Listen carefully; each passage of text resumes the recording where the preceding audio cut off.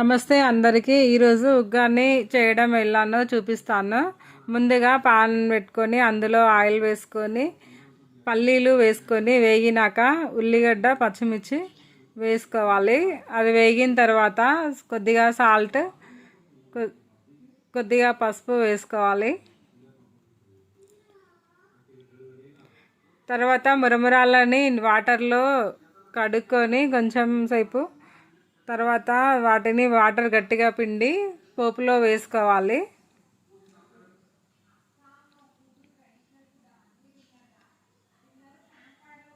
తర్వాత వాటిని కలుపుకోవాలి మంచిగా.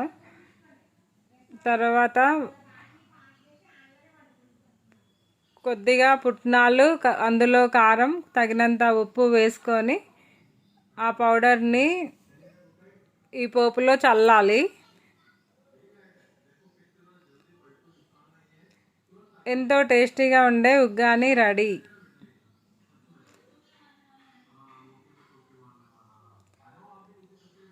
మీరు కూడా ట్రై చేయండి, చాలా చాలా బాగుంటుంది. ఓకే అండి, థ్యాంక్ యూ.